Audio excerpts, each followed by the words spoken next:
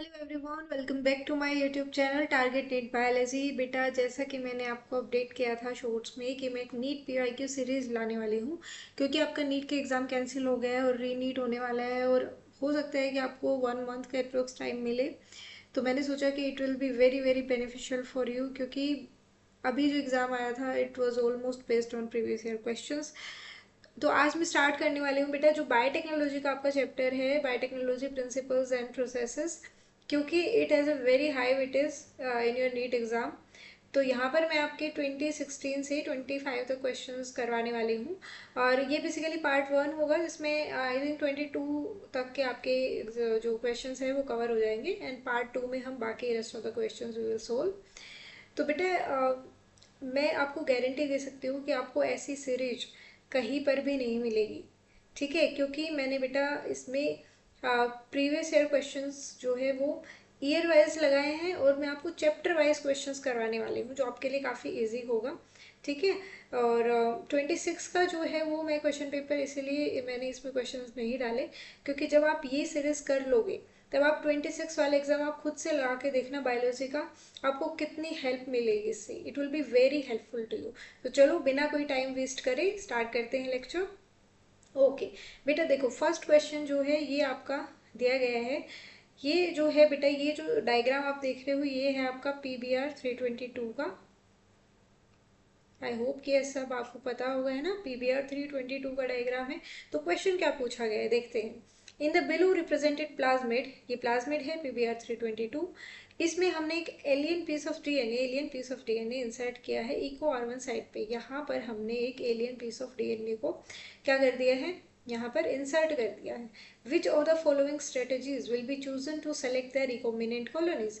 तो हम इन 4 ऑप्शन में से क्या स्ट्रेटेजी हम यूज करेंगे। देखो बेटा, आपको मैं कॉन्सेप्ट बता देती हूँ क्या है। ये जो साइट है, ये इको आर वन की साइट जो है, यहाँ पर बीटा जो कलेक्टोसाइडेज एंजाइम है, ये जो जीन है बेसिकली, इसकी फॉर्मेशन हो रही है। देखो यहाँ पे एक जीन है लेग जेड, और इससे बीटा गैलेक्टोसाइडेज की फॉर्मेशन होती है, बीटा गैलेक्टोसाइडेज बनता है।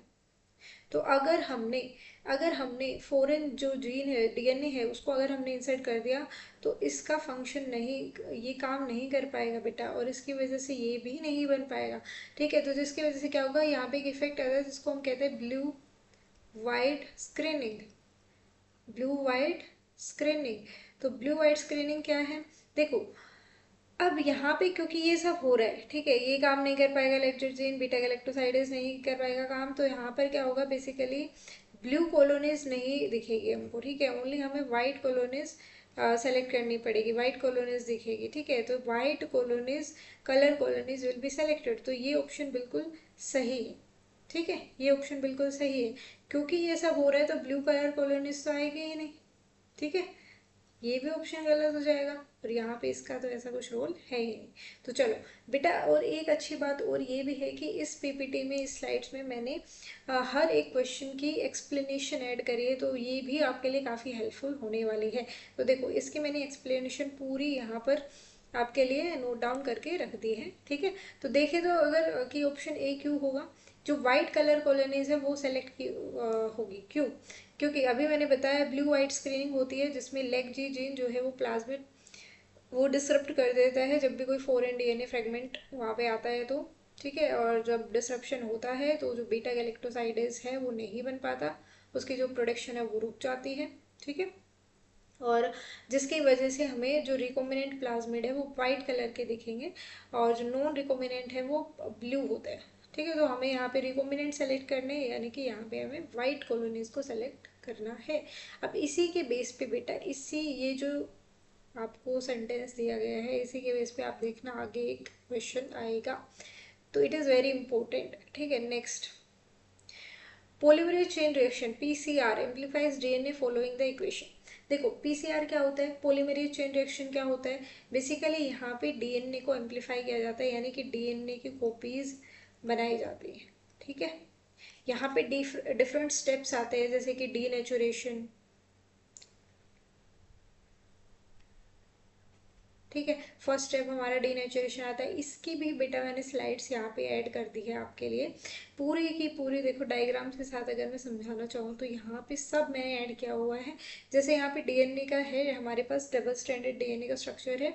इसमें डीनेचुरेशन होगा। डीनेचुरेशन अराउंड कितने टेम्परेचर पे होता है, 94 टू 98 डिग्री सेल्सियस पे होता है, और ये 20 से 30 सेकेंड्स के लिए करवाया जाता है। ठीक है, 20 टू 30 सेकेंड्स के लिए करवाया जाएगा, हीट दी जाएगी। देन जो डीएनए का स्ट्रैंड है वो अलग हो जाता है। ठीक है, और यहाँ पर सेकंड जो स्टेप आता है उसको हम कहते हैं एनेलिंग, जहाँ पर हम प्राइमर को ऐड करेंगे। ठीक है, यहाँ पर प्राइमर ऐड करेंगे। जैसे 5 टू 3 डेज डीएनए का स्ट्रक्चर है तो यहाँ पे हम 3 टू 5 प्राइमर को ऐड करेंगे। ठीक है, कॉम्प्लीमेंट्री सीक्वेंसेस पे। आफ्टर दैट इधर जो डीएनए पॉलीमरेज है जिसको हम टेक पॉलीमरेज कहते हैं, वो डीएनटीपीज ऐड करें, डीऑक्सीराइबोन्यूक्लियोटाइड्स, ये दोनों ऐड किए जाएंगे। एंड देन इसका होगा एक्सटेंशन। ये जो प्राइमर हमने लगाया इट विल एक्सटेंड एंड हमारे पास डीएनए की कॉपीज आ जाएगी, एम्पलीफाइड डीएनए आ जाएंगे। ठीक है, तो ये है बेसिकली पीसीआर। तो पीसीआर में 3 स्टेप्स है, denaturation, annealing and extension. Right, तो यहाँ पे हमसे एक ये पूछा है कि जो 2n है वो क्या है। सॉरी, बेसिकली ये पूछा है कि मतलब कौन सी इक्वेशन यहाँ पे फॉलो हो रही है ना। तो यहाँ पे 2 टू पावर n फॉलो हो रही है। n का मतलब यहाँ पे क्या है, नंबर ऑफ साइकिल्स जो परफॉर्म की जा रही है। ठीक है, क्योंकि डीएनए का अमाउंट डबल हो जाएगा तो 2 टू पावर n, यानी कि ऑप्शन डी हमारा सही है। नेक्स्ट में देखेंगे तो ये जो आपका डायग्राम दिया हुआ है, ये दिया हुआ है बायोरिएक्टर का डायग्राम दिया हुआ है। अब इसमें ये पूछा है कि ऐसा कौन सा पार्ट है जो एज अ फोम ब्रेकर काम कर रहा है। अब इसमें से आपको ये सब पता होना चाहिए कि ये क्या है। ठीक है, तो बेटा इसमें जो फोम ब्रेकर वाला है, फोम ब्रेकर बेसिकली क्या होता है। सबसे पहले आप ये बताओ कि बायोरिएक्टर क्या होता है। देखो, बायोरिएक्टर जो है वो एक लार्ज स्केल पे काम करता है, और इसमें बेसिकली ये माइक्रोबियल ग्रोथ के लिए काम में आता है। ठीक है, हम लार्ज स्केल पे माइक्रोबियल ग्रोथ करवा सकते हैं। एंड देन वहाँ पे जो बेसिकली प्रोडक्शन करवा सकते हैं। ठीक है, प्रोडक्शन करवा सकते हैं वेरियस प्रोडक्ट्स की, जैसे एंटीबायोटिक्स बनाना एंड डिफरेंट मेडिसिन बनाना, इन सब के लिए हम यूज़ कर सकते हैं। तो यहाँ पे बेसिकली हम माइक्रोबियल ग्रोथ की बात करते हैं। ठीक है, अब बायोरिएक्टर में फोम ब्रेकर का काम क्या होता है। फोम ब्रेकर का ये काम है बेटा कि फोम ब्रेकर, ब्रेकर मतलब तोड़ना। ठीक है, ऐसे याद रखो कि फोम बनने नहीं देना है, फोम को बनने से रोकना है। और यहाँ पे क्या किया जाता है कि ये जो बायोरिएक्टर है इसमें क्योंकि हमें माइक्रोब्स को ग्रो करवाना है और फिर प्रोडक्ट्स बनाने हैं, तो उसके लिए एक ऑप्टिमल कंडीशन होनी चाहिए, पीएच टेम्परेचर सब मेंटेन करके रखना होता है। ठीक है, और ताकि उसको अच्छी कंडीशन मिले और वो ग्रो कर सके। दूसरा फोम ब्रेकर क्या है कि फोम को बनने से रोकना है ताकि ये सब ऑप्टिमल कंडीशंस बनी रहे एंड देन प्रोडक्ट हमारा अच्छा हो। अगर फोम वहाँ पे बनते हैं तो फिर जो ऑप्टिमल कंडीशंस है वो मतलब थोड़ी ख़राब हो सकती है एंड देन हमारा प्रोडक्ट वैसा नहीं बन पाएगा, it can affect that. Right, तो जो फोम ब्रेकर है वो कोई ऐसे ब्लेड्स टाइप में भी हो सकती है एंड देन वो कोई केमिकल भी हो सकता है। तो फोम ब्रेकर यहाँ पर हमारा है सी। ये वाला जो पार्ट आपको दिख रहा है it is a foam breaker. Right, तो यानी आपका ऑप्शन क्या आ जाएगा, ऑप्शन क्या आ जाएगा बेटा, जो ये आपका ऑप्शन बी यानी सी वाला पार्ट है ना, तो ऑप्शन बी आ जाएगा। नेक्स्ट देखो, बायोरिएक्टर क्या होता है। अभी मैंने बताया कि एक ऐसा वेसल है जिसमें बायोलॉजिकल रिएक्शंस होती है बायोलॉजिकल प्रोडक्ट बनाने के लिए। Optimal condition, temperature, pH, vitamin, oxygen, ये सब मेंटेन करी जाती है। फोमिंग बेसिकली एक इशू है बायोरिएक्टर्स में, मतलब फोम होने से रोकना है हमको। ठीक है, फोम ब्रेकर का मतलब यही है कि हमें फोम बनने ही नहीं देना, क्योंकि ये अफेक्ट करता है क्वालिटी ऑफ प्रोडक्ट को। ठीक है, अब आपको ये पता होना चाहिए इस डायग्राम का पूरा कि कहाँ पे क्या क्या है। इट इज़ अ मोटर, यहाँ पे आपकी टाइमिंग लगी है, इधर से आपका पीएच कंट्रोल होगा, इधर से स्टीम दी जाती है स्टरलाइजेशन के लिए ताकि कोई अंदर गंदगी वगैरह ना रहे। This is a foam breaker. यहाँ पे आपके फ्लैट ब्लेड्स है, इम्पेलर है, ये आपका घूमता रहता है जैसे। यहाँ पे आपका कल्चर ग्रोथ है, कल्चर डाला जाता है, कल्चर ग्रोथ जो है मतलब जहाँ पे आपके माइक्रोब्स ग्रोथ होगी एंड देन यहाँ से आपकी स्टेराइल एयर पास की जाती है। तो ये आपका है बायो रिएक्टर। नेक्स्ट अब देखो, अभी जो हमने फर्स्ट क्वेश्चन किया था ब्लू एंड व्हाइट कॉलोनीज वाला, उसी के बेसिस पे, यानी कि ये आपका रिपीटेशन है बेटे, देख रहे हो आप। तो blue and white selectable markers have been developed which differentiate recombinant colonies from non recombinant colonies on the basis of their ability to produce colour in the presence of chromogenic substrate. इसका मतलब क्या है कि हमें दो statement दी गई है और फिर इन स्टेटमेंट में से हमें बताना है कि कौन सा करेक्ट है और कौन सा इनकरेक्ट है, या दोनों करेक्ट भी हो सकते हैं, ठीक है। तो सबसे पहले हम स्टेटमेंट्स पढ़ेंगे। The blue coloured colonies have DNA insert in the plasmid and they are identified as recombinant colonies. ये बिल्कुल गलत है बेटा। अभी हमने क्या पढ़ा था कि जो वाइट कॉलोनीज है उनको हम रिकॉम्बिनेंट कॉलोनीज बोल रहे हैं, राइट। तो ब्लू कलर थोड़ी ना होगी। अब दूसरा है the colonies without blue colour, यानी कि वाइट कलर दे रहे हैं, बिना ब्लू कलर वाली, उनको हम कह रहे हैं रिकॉम्बिनेंट कॉलोनीज। यानी कि क्या होगा, जो स्टेटमेंट 1 है वो इनकरेक्ट है, स्टेटमेंट 2 इज करेक्ट, राइट। तो ये रिपीटेशन हुआ है इस क्वेश्चन का। नेक्स्ट, ये यहाँ पर मैंने आपकी पूरे जो एक्सप्लेनेशन है वो दी हुई है। Next, which of the following enzyme are not essential for gene cloning. देखो, कौन सा, यहाँ पे आप पहले तो ये पढ़ा करो कि क्या पूछा है, ठीक है। इसमें नोट अच्छे से पढ़ना कि क्या दिया हुआ है। तो जीन क्लोनिंग के लिए कौन सा एंजाइम जरूरी नहीं है, ये पूछा हुआ है।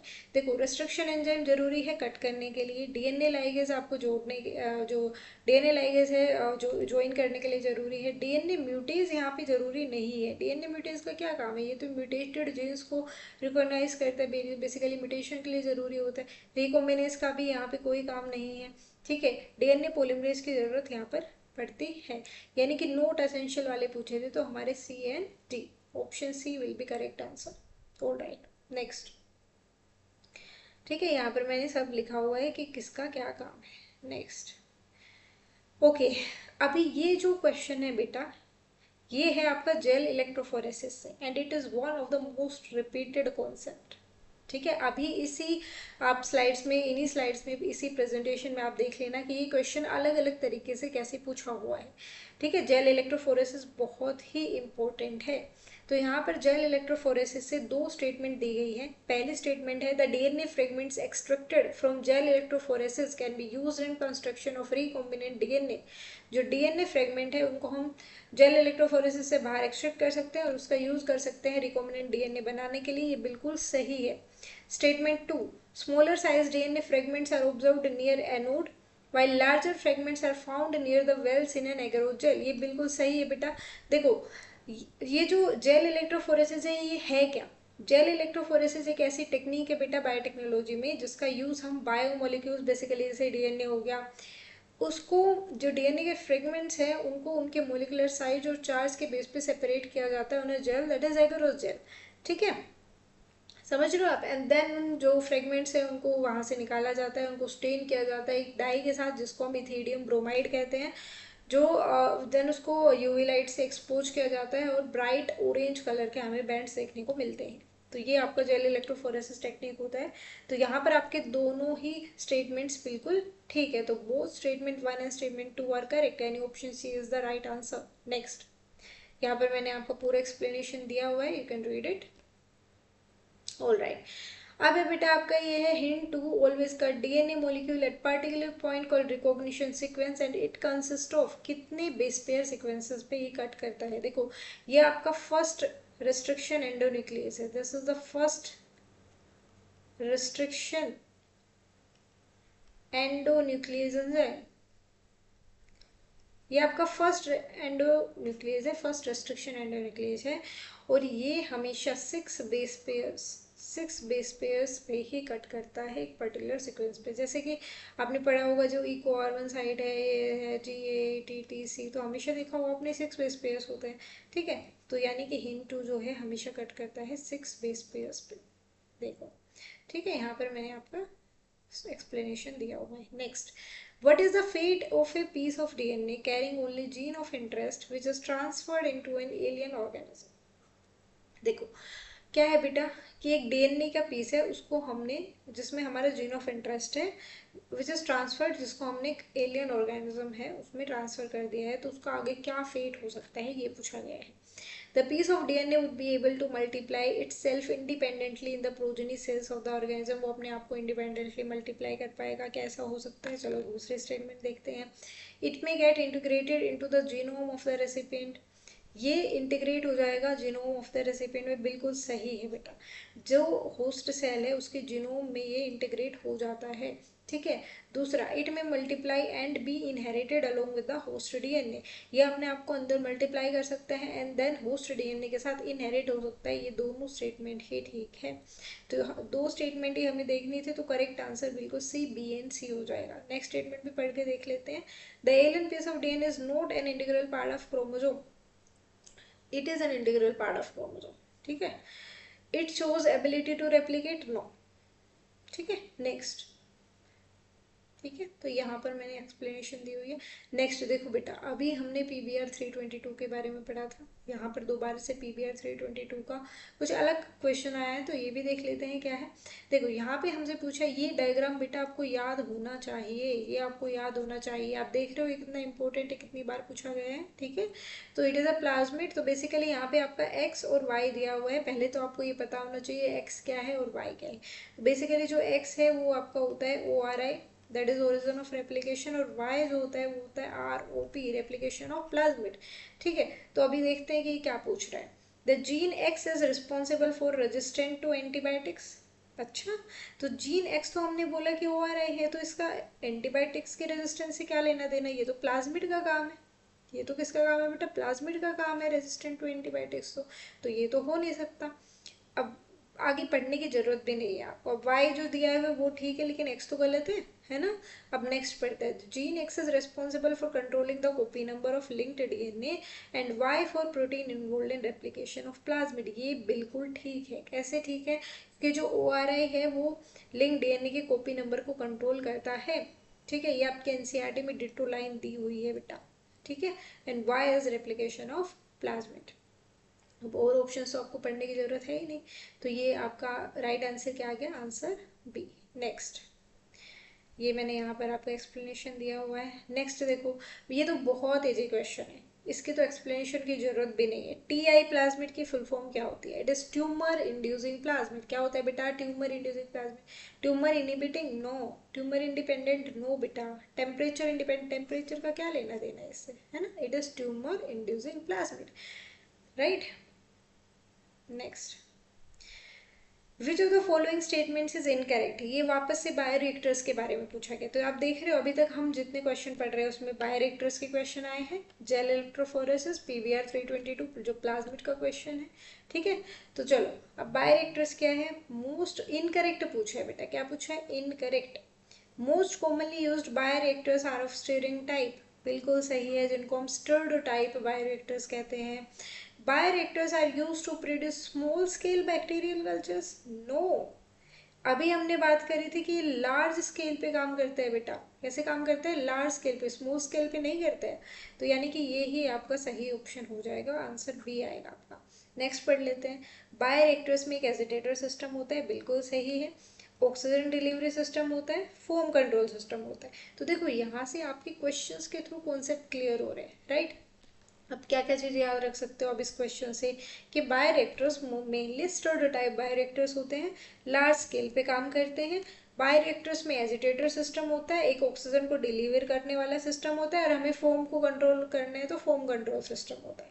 अब बायोरिएक्टर जो है वो ऑप्टिमल ग्रोथ कंडीशन प्रोवाइड कराता है, जैसे टेम्परेचर अच्छा होना चाहिए, pH उसके लायक होना चाहिए, ताकि हमारा डिजायर्ड प्रोडक्ट हमें मिल सके। तो ये वापस से कॉन्सेप्ट जो है वो रिपीट हुआ है, ठीक है। नीट 2025 में भी क्वेश्चन आया था, 24 में भी क्वेश्चन आया।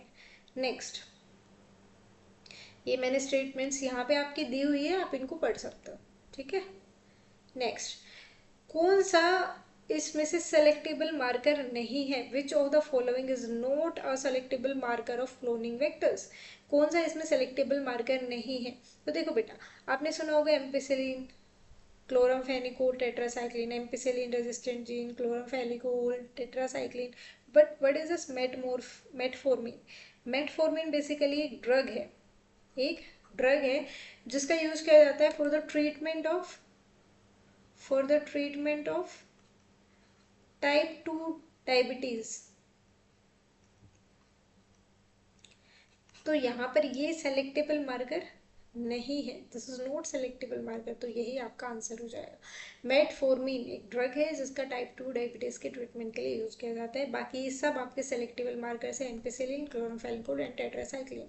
ठीक है, अब यहाँ पर मैंने आपका दिया हुआ है आंसर। तो सेलेक्टेबल मार्कर्स होते क्या हैं बेसिकली, ये कुछ ऐसे जीन्स हैं जिनको हम क्लोनिंग वेक्टर्स में इंट्रोड्यूस कराते हैं एंड देन ताकि हम वहाँ पे जो सेल्स ट्रांसफॉर्म हुए हैं उनकी आइडेंटिफिकेशन कर सकें।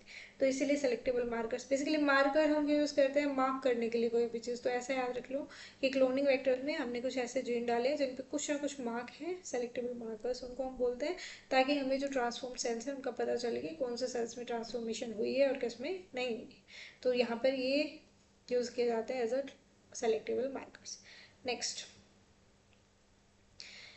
अब आपका यहाँ से क्वेश्चन आया है ये रेस्ट्रिक्शन एंडोन्यूक्लियस के लेके। यहाँ पे दो स्टेटमेंट्स है, आपको बताना है कि कौन सा स्टेटमेंट सही है या गलत है। ठीक है, तो पहली स्टेटमेंट पढ़ते हैं। Restriction endonuclease finds its specific recognition sequence and bind to the DNA. बिल्कुल सही है ये, आपने रिकॉग्निशन सीक्वेंस को पहचानेगा एंड देन वहाँ से बाइंड होगा। ठीक है, स्टेटमेंट 2 क्या है, restriction endonuclease cuts each of the 2 strands of double helix at specific points in their sugar phosphate backbone. हमें पता है कि डीएनए का जो स्ट्रक्चर होता है वो डबल हेलिकल स्ट्रक्चर होता है, शुगर फॉस्फेट की बैकबोन होती है। तो ये दोनों ही स्ट्रैंड पे कट करता है। दोनों ही स्टेटमेंट बिल्कुल ठीक है, दोनों ही स्टेटमेंट बिल्कुल ठीक है, यानी both statement 1 and statement 2 are true. Next, in a chromosome, there is a specific DNA sequence responsible for initiating replication. It is called as, देखो रिकॉग्निशन सीक्वेंस तो नहीं होगा, क्योंकि रिकॉग्निशन सीक्वेंस का क्या रोल है यार यहाँ पे रेप्लिकेशन को स्टार्ट करने के लिए। क्लोनिंग साइट बिल्कुल नहीं, कॉपीज थोड़ी बना रहे हैं अभी हम। रिस्ट्रिक्शन साइट नहीं, ORI साइट। ठीक है, जिसके नाम में ही रेप्लिकेशन आ रहा है, ओरिजिन ऑफ रेप्लिकेशन, जहाँ से रेप्लिकेशन की शुरुआत हो रही है। ठीक है, ये तो बहुत इजी क्वेश्चन है बेटा, जहाँ से रेप्लिकेशन की शुरुआत हो रही है ओरिजिन, तो वो क्या है, इनिशिएटिंग रेप्लिकेशन, मतलब शुरुआत कहाँ से हो रही है, तो वही बात है ओरिजिन ऑफ रेप्लिकेशन। ठीक है, नेक्स्ट सॉरी। ओके, देखो वापस से आपका इलेक्ट्रोफोरेसिस से क्वेश्चन पूछा गया है, तो ये बहुत इंपॉर्टेंट है बेटा। ठीक है, देखो क्या पूछा हुआ है, separated DNA fragments can be directly seen under UV radiation. Directly आप कैसे देख सकते हो बेटा, पहले आपको एक डाई से उसको स्टेन करना पड़ेगा इथीडियम ब्रोमाइड से, फिर आपको एक्सपोज करना है यूवी लाइट में, तब आपको जाके डार्क ऑरेंज कलर के बैंड्स देखने को मिलेंगे। तो आपका ये जो है ये ही इनकरेक्ट हमसे पूछा है, तो ये ही ऑप्शन आएगा, ऑप्शन ए। चलो और बाकी भी पढ़ लेते हैं। सेपरेटेड डीएनए को आप जेल पीस से एक्सट्रैक्ट कर सकते हो, बिल्कुल कर सकते हैं, उस प्रोसीजर को हम एक्सट्रैक्शन बोलते हैं basically. Fragments of DNA move toward anode, बिल्कुल सही, क्योंकि डीएनए पे नेगेटिव चार्ज होता है, एनोड पे पॉजिटिव चार्ज होता है, तो वो नेगेटिव से पॉजिटिव की तरफ जाएगा। ठीक है, sieving effect of agarose gel helps in separation of DNA fragments. तो एक इफेक्ट है सेविंग इफेक्ट, जो डीएनए के फ्रेगमेंट्स को सेपरेट करने में हेल्प करता है। नेक्स्ट, यहाँ पर आप डायग्राम की हेल्प से भी समझ सकते हो। देखो ये वेल्स बने हुए हैं, ठीक है, ये लार्जेस्ट बैंड है और ये स्मॉलेस्ट बैंड है। जो स्मॉलेस्ट बैंड है वो वेल से दूर जाते हैं, मतलब ये क्योंकि छोटे होते हैं तो ये फास्टर मूव करते हैं, और लार्जेस्ट बैंड जो है वो धीरे मूव करते हैं, तो ये वेल्स के पास ही रह जाता है। ठीक है बेटा, next. Okay, select the restriction endonuclease enzyme whose restriction sites are present for the tetracycline resistant gene in the PBR322 cloning vector. तो टेट्रासाइक्लिन रेजिस्टेंट जीन जो PBR322 अभी हम क्लोनिंग वेक्टर पढ़ रहे थे, उसमें टेट्रासाइक्लिन रेजिस्टेंट जीन पे कौन सी रिस्ट्रिक्शन साइट्स प्रेजेंट होती है, तो ये होती है आपकी BAM-H1 and cell 1, BAM-H1 and cell 1। ठीक है, अब ये जो रेस्ट्रिक्शन एंजाइम्स हैं इनके रेस्ट्रिक्शन साइट यहाँ पर होती है, और इन एंजाइम्स का यूज़ हम कर सकते हैं प्लाज्मिड्स को एक स्पेसिफिक साइट पर कट करने के लिए। ठीक है बेटा, next. Okay, recombinant DNA molecule can be created normally by cutting the vector DNA and source DNA respectively with। देखो यहाँ पर ये बोल रहा है कि जो recombinant DNA molecule है उनको हम क्रिएट कर सकते हैं by cutting the vector DNA and source DNA. तो हमेशा याद रखना है कि जब भी हम रिकॉम्बिनेंट डीएनए बनाते हैं तो वेक्टर डीएनए और सोर्स डीएनए को कट करने के लिए हम सेम ही रिस्ट्रिक्शन एंडोन्यूक्लियस का यूज करते हैं। तो जहाँ पे आपको सेम रिस्ट्रिक्शन एंडोन्यूक्लियस दिख जाए, मतलब कि यहाँ पे आपको दिख रहे हैं हिंटू, तो यही ऑप्शन सही हो जाए। ठीक है, यानी इसका यूज हम कर रहे हैं वेक्टर डीएनए और सोर्स डीएनए को कट करने के लिए। बाकी ये ऑप्शन सारे गलत है क्योंकि सेम तो है ही नहीं। Next, which of the following are correct about Eco R one. Eco R one के बारे में यहाँ पर क्या सही है? देखो, अब दो ऑप्शन ये दिए हुए हैं आपको, ब्लंट एंड स्टिकी एंड। हमेशा याद रखना जब भी ऐसे क्वेश्चन आ जाए तो जब ऐसी पॉसिबिलिटी दे दे तो उनमें से एक ही ऑप्शन ऐसा होगा जो सही होगा। तो आपको ये अब अपने कॉन्सेप्ट्स का यूज़ करके ये देखना है कि कौन सा ऑप्शन यहाँ पर सही होने वाला है। तो बेटा देखो, इको आर वन जो हमेशा है वो डीएनए को स्टिकी एंड पे कट करता है, ना कि ब्लंट एंड पे। ठीक है, तो बी ऑप्शन सही है यहाँ पे, ए यहाँ पे गलत है। ए गलत जैसे ही होता है तो आपका ये ऑप्शन भी गलत हो जाता है, ये ऑप्शन भी गलत हो जाता है। अब बचे आपके पास ए और डी ऑप्शन। अब पढ़ते हैं नेक्स्ट। अच्छा, एक ऑप्शन आप और देख सकते हो, जो ऑप्शन ई है, इसमें लिखा है एक्सोन्यूक्लियस। क्या इको आर वन एक्सोन्यूक्लियस है? No, it is an endonuclease. It is an endonuclease, right. तो बेटा ई भी नहीं हो सकता है, तो आपका आंसर आ गया। आंसर क्या है? B C D. आपको ये ऑप्शन तो पढ़ने की जरूरत ही नहीं पड़ी, फिर भी पढ़ लेते हैं एक बार। रिकॉग्नाइज स्पेसिफिक पैलिंड्रोमिक सीक्वेंस, बिल्कुल सही है। इको आर वन हमेशा रिकॉग्नाइज करते हैं एक पैलिंड्रोमिक सीक्वेंस को। Cut the DNA between the base G and A where it encounters the DNA sequences G, A, A, T, T, C। बिल्कुल सही है, क्योंकि यहाँ पर आपका स्टिकी एंड बनेगा तो यहाँ पर ये एनकाउंटर करेगा, यहाँ पर कट करेगा डीएनए, राइट। ठीक है, तो ये सही हो गया आपका। नेक्स्ट, पीसीआर अभी हमने देखा था। पीसीआर का क्वेश्चन पूछा गया है, स्टेप्स के बारे में पूछा गया है कि कैसे काम करेगा। देखो, पहला स्टेप होता है आपका डीनेचुरेशन। और ये क्वेश्चन बेटा ऐसा है कि अगर आपको ये पता है कि पहला स्टेप डीनेचुरेशन है तो इसी से ही ये क्वेश्चन सोल्व हो जाएगा। डीनेचुरेशन दिख रहा है आपको सी पॉइंट पे, और सी अगर आप देखोगे तो एक ही पॉइंट में पहले नंबर पे आ रहा है, दैट इज ए ऑप्शन। और इसी से ही आपका क्वेश्चन सोल्व हो गया। तो आप ऐसे अपना टाइम बचा सकते हो। ठीक है, तो पहले है आपका डीनेचुरेशन होता है। ठीक है, देन उसके बाद क्या होता है? प्राइमर ऐड किया जाता है, अनिलिंग की जाती है। अनिलिंग के बाद क्या होगा बेटा? उसको टेक पॉलीमरेज और डीऑक्सी न्यूक्लियोटाइड के साथ उसका ट्रीटमेंट करवाया जाता है। देन उसके बाद उसके क्या बोलते हैं, अनिलिंग सॉरी एक्सटेंशन होता है, एंड देन उसका एम्प्लीफिकेशन किया जाता है। पहले denaturation, then annealing, then treatment करवाएंगे Taq polymerase and deoxy nucleotides के साथ। उसके बाद उसकी कॉपीज, एम्प्लीफिकेशन होगा, एंड देन उसका एक्सटेंशन होगा, एंड देन एम्प्लीफिकेशन। लास्ट में कॉपीज बनेगी, एम्प्लीफिकेशन बोलेंगे उसको। ठीक है, नेक्स्ट, क्लोनिंग वेक्टर कौन सा नहीं है इसमें से? विच of the following is not a cloning vector? तो देखो, BAC that is bacterial artificial chromosome, it is a cloning vector. ठीक है, ये आर्टिफिशियल क्रोमोसोम, ये भी एक क्लोनिंग वेक्टर की तरह यूज होता है, क्लोनिंग वेक्टर की तरह यूज करते हैं। ठीक है, PBR322 it is a plasmid, it is also a cloning vector. But ये प्रोब क्या होता है ना? प्रोब तो क्लोनिंग वेक्टर नहीं होता है। प्रोब क्या है बेटा? प्रोब जैसे डीएनए और आरएनए का एक सिंगल स्ट्रैंड लेंगे और उसके ऊपर रेडियो एक्टिव मॉलिक्यूल लगाया जाता है, that is a probe. Basically वो एज अ प्रोब काम करता है। तो यहाँ पर हमारा डी ऑप्शन आएगा। ठीक है, यहाँ पर इसकी एक्सप्लेनेशन दी हुई है। It is a single stranded DNA और RNA tagged with a radio active molecule, जिसको हम प्रोब कहते हैं। और इसका काम होता है किसी भी म्यूटेटेड जीन को डिटेक्ट करना। किसी जीन में अगर कोई चेंज आ गया है, सडन चेंज आ गया है, तो उसको डिटेक्ट कर सकते हैं हम प्रोब की हेल्प से। ठीक है बेटा, नेक्स्ट, वापस से कितनी बार ये कॉन्सेप्ट इसी प्रेजेंटेशन में कितनी बार ये कॉन्सेप्ट रिपीट हो चुका है? जेल इलेक्ट्रोफोरेसिस से upon exposure to UV radiation DNA stained with ethidium bromide will show, कौन सा कलर देंगे? Bright orange colour. ठीक है, तो ये बहुत इंपॉर्टेंट है। Next, during the purification process of for recombinant DNA technology, addition of chilled ethanol precipitates out. जब हम चिल्ड इथेनॉल डालते हैं तो क्या प्रेसिपिटेट आउट होता है, क्या बाहर निकलता है, उसको हम कहते हैं डीएनए, और इस प्रोसेस को हम बेटा बोलते हैं इल्यूशन। इल्यूशन, ठीक है। चलो अगर हम देखें तो यहाँ पे पॉलीसेकेराइड्स का कोई रोल नहीं है, आरएनए का नहीं है, स्टोन्स का नहीं है, ठीक है। डीएनए जो है वो प्रेसिपिटेट आउट होता है, बाहर की तरफ निकलता है, इसको हम इल्यूशन कहते हैं। It is a very very, अगर पूछा है रिकॉम्बिनेंट डीएनए टेक्नोलॉजी तो ऑब्वियसली डीएनए ही प्रेसिपिटेट आउट हो रहा है। It is very easy.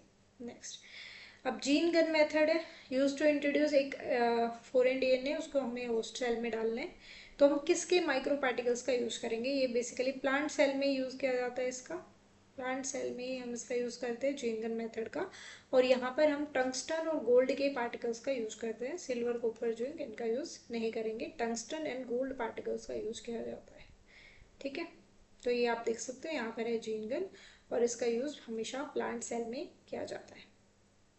जो जीन गन है basically it is a biolistic method, इसको हम बायोलिस्टिक मेथड भी बोलते हैं, और इसमें हम जो फॉरेन डीएनए है उसको सेल्स में डालने डिलीवर करने के लिए यूज़ करते हैं, और बहुत हाई प्रेशर पे इसको यूज़ करते हैं। नेक्स्ट, रिकॉम्बिनेंट डीएनए की फॉर्मेशन के स्टेप्स पूछ रहे हैं, ठीक है। क्या पूछ रहे हैं, स्टेप्स पूछे जा रहे हैं कि कैसे रिकॉम्बिनेंट डीएनए बनता है। तो क्या होना चाहिए, सबसे पहले हम क्या करेंगे, हमें कट करना पड़ेगा डीएनए को एक स्पेसिफिक लोकेशन पे रेस्ट्रिक्शन एंजाइम की हेल्प से, यानी कि पहले आएगा ऑप्शन बी, तो यानी सी ए बी डी और ये आपका दोनों आएंगे ही नहीं, ये दोनों गलत हो जाएंगे।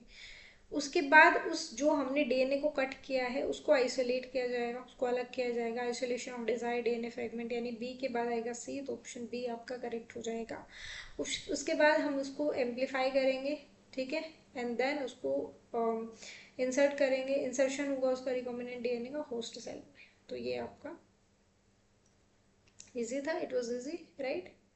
Option B was right answer. Next, next बेटा ये भी आपका पीसीआर से ही है, देखो कितनी बार यार ये क्वेश्चंस रिपीट हो रहे हैं। थर्मोस्टेबल डीएनए पॉलीमरेज कौन है, थर्मस एक्वेटिकस, कहाँ से आइसोलेट किया गया है थर्मोस्टेबल डीएनए पॉलीमरेज को, थर्मस एक्वेटिकस से किया गया है, बहुत हाई टेम्परेचर पे रहता है, ठीक है। It is Thermus aquaticus, note this, इनका तो कोई रोल ही नहीं है यहाँ पर, ठीक है। तो ये काफ़ी हाई टेम्परेचर एनवायरनमेंट में रहता है, हॉट स्प्रिंग्स में रहता है, इट इज़ अ बैक्टीरिया, और यहाँ से टेक पॉलीमरेज को आइसोलेट किया गया है। Next, ligation of foreign DNA at which of the following site will result in loss of tetracycline resistant of PBr 322। Basically यहाँ पर जो है जो PBr 322 का बेसिकली बेटा डायग्राम बिल्कुल याद रख लीजिए। यहाँ पर क्या होगा, जो टेट्रासाइक्लिन रेजिस्टेंट जीन है वो होती है BAM-H1 की साइट, ठीक है। किसकी साइट होती है, BAM-H1 की। तो ये याद रखो आप कि टेट्रासाइक्लिन रेजिस्टेंट जीन BAM-H1 की साइट पे प्रेजेंट है। अगर हमने कोई फॉरेन डीएनए इसके अंदर डाला तो ये जो साइट है ये डिग्रेड हो जाएगी, डिसरप्ट हो जाएगी, जिससे हमारा टेट्रासाइक्लिन रेजिस्टेंट जीन का लॉस हो जाएगा, ठीक है। तो ये आएगा डी, ऑप्शन डी, क्योंकि साइट ही इसकी है ना, और कुछ समझने की इसमें जरूरत ही नहीं है, ये सब गलत है, यहाँ पर पूरा एक्सप्लेन कर दिया मैंने। नेक्स्ट, इसमें एग्रोबैक्टीरियम ट्यूमिफेशंस के बारे में क्या गलत है, क्या इनकरेक्ट है, ये पूछा है। एग्रोबैक्टीरियम ट्यूमिफेशंस याद रखना ये भी प्लांट सेल से ही रिलेटेड है, प्लांट सेल से रिलेटेड, ठीक है। प्लांट सेल में ही हम इसका यूज़ करते हैं। It is use to deliver gene of interest in both prokaryotic as well as eukaryotic host cell. अब आप, मैंने अभी बोला कि ये प्लांट सेल में हम इसका यूज़ करते हैं, तो आपको इसी से ही समझ जाना चाहिए, क्योंकि प्लांट सेल कैसे होते हैं, यूकैरियोटिक, तो यहाँ पर प्रोकैरियोटिक का तो कुछ रोल ही नहीं है, प्रोकैरियोटिक में हम इसका यूज़ नहीं करते हैं बेटा। प्लांट सेल क्योंकि यूकैरियोटिक है तो यूकैरियोटिक होस्ट सेल में इसका यूज़ होता है, यानी इनकरेक्ट पूछा था तो ऑप्शन ए इज आंसर। और पढ़ लेते हैं। TI plasmid, that is tumor inducing plasmid from Ectobacterium tumefaciens used for gene transfer, is not pathogenic to plant cells. It is not pathogenic, बिल्कुल सही है ये। It transforms normal plant cell into tumor cell, जो normal plant cell है उनको tumor cells के अंदर ये transform करता है, और ये tDNA जिसको हम transfer DNA कहते हैं उसको plant cell में deliver करता है, ठीक है। Next, ये आपका TI प्लाज्मिड का डायग्राम है, आपको याद रखना है। यहाँ पर one is left border and then यहाँ पर आपका राइट बॉर्डर है। ये आपको जीन्स के यहाँ पर याद रखने हैं। ओपाइन, साइटोकाइनिन, लूजन्स प्रेजेंट रहता है यहाँ पर। एक वायरलेंस रीजन है, opine catabolism, origin of replication. तो ये आपको याद रखना है। Next, it is very easy बेटा, बहुत इजी है। मोलिकुलर सीजर्स की तरह कौन काम करता है, कौन कट करता है basically, restriction enzyme, restriction enzymes को, इसीलिए हम मोलिकुलर सीजर्स कहते हैं। डीएनए लाइगेज का तो ज्वाइन करने का काम होता है। आरएनए पॉलीमरेज का और डीएनए पॉलीमरेज, इसका तो सीजर से कोई रोल ही नहीं है। ये डीएनटीपी जो है उसको एडिशन का काम करता है, बेसिकली एम्प्लीफिकेशन में इसका काम है। नेक्स्ट, अब ये 2022 के क्वेश्चंस हैं, हमने 2025, 24, 23 के क्वेश्चंस कर लिया, अब है 22 के क्वेश्चंस। ठीक है, तो अब देखो पीसीआर से कितने क्वेश्चंस पूछे जा चुके हैं। Polymerase chain reaction is used in DNA amplification, बिल्कुल सही है। The ampicillin resistant gene is used as selectable marker to check transformation. जो एम्पिसिलिन रेजिस्टेंट जीन है वो सेलेक्टेबल मार्कर की तरह यूज़ किए जाते हैं। देखो ये असर्शन है और ये रीजन है, तो इसका इससे तो कुछ कनेक्शन है ही नहीं, है ना, कुछ कनेक्शन ही नहीं है। हालांकि ये दोनों ऑप्शन सही है, but it is not the correct, sorry, मतलब ये जो असर्शन है ये ठीक है, but it is not the reason, इसका नहीं है, ये एक्सप्लेनेशन नहीं है। तो ये सही है बट इसकी करेक्ट एक्सप्लेनेशन नहीं है, तो ऑप्शन ए आपका आंसर हो जाएगा। नेक्स्ट, अब ये पूछा है आपका रिस्ट्रिक्शन एंडोन्यूक्लियस से। Restriction endonuclease recognize specific sequence to cut DNA known as palindromic nucleotide sequence. दूसरा है restriction endonuclease cut the DNA strand a little away from the centre of the palindromic site. तो आप बताइए इसमें से कौन सा जो स्टेटमेंट है वो सही हो सकता है और कौन सा गलत है। स्पेसिफिक सीक्वेंस को करता है टू कट डीएनए, तो इसका आंसर है बेटा डी, यानी कि दोनों ही जो ऑप्शंस है वो बिल्कुल सही है, बोथ आर करेक्ट। ठीक है, तो याद रखना है, स्पेसिफिक सीक्वेंस को रिकॉग्नाइज करेगा और डीएनए को कट करेगा, जिसको हम पैलिंड्रोमिक न्यूक्लियोटाइड सीक्वेंस कहते हैं, और सेंटर से थोड़ा सा दूर कट करता है। चलो नेक्स्ट,